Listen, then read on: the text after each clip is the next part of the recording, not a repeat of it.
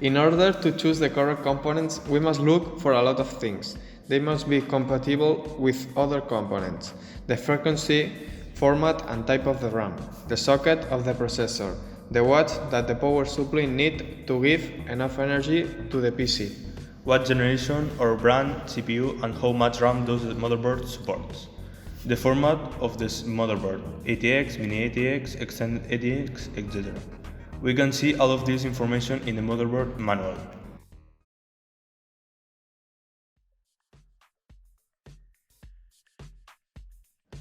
First, we need to open the CPU socket and feed the CPU, having the arrows positioned with the motherboard.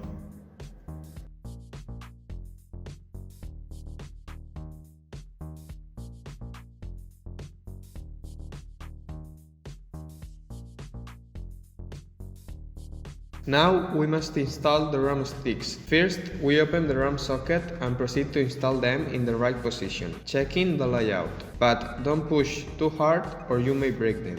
Once we had installed all these components, we must feed the motherboard inside the PC case, making sure we use the correct layout of the motherboard, and then we screw it. For the refrigeration, we must install the CPU fan to the motherboard. Place the CPU fan over the CPU and then screw. Depending on the type of motherboard, the holes may have different layouts. In order to install the graphics card, we need to open the PCI Express socket. It's very similar to the DIMM ones, and feed the GPU inside it.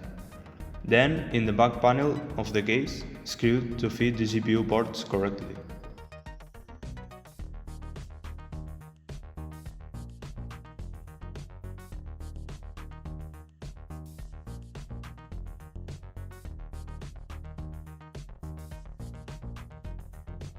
Next, for the hard drive, we must look for the place hard drive are placed on. Insert the case and start screwing them to prevent the vibration.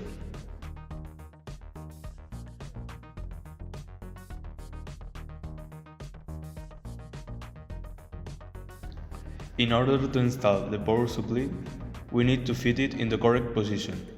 Each case has a place for the power supply. And next, we need to screw. We recommend installing the power supply before all the components.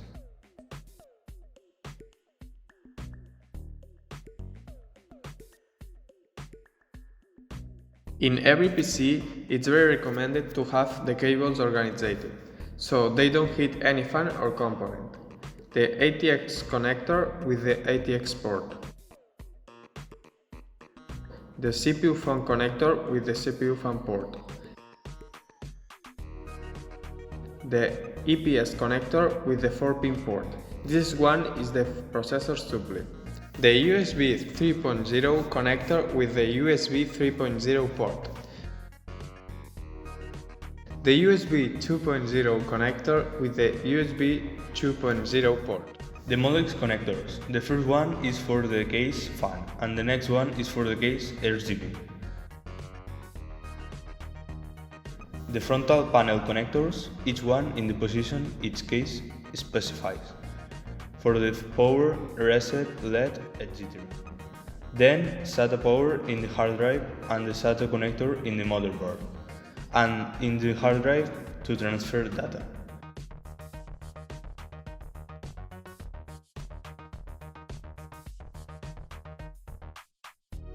The speaker so the PC can communicate in case of any error.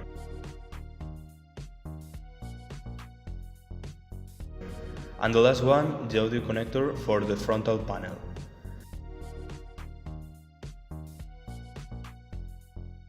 The last step is screwing the case and it's done.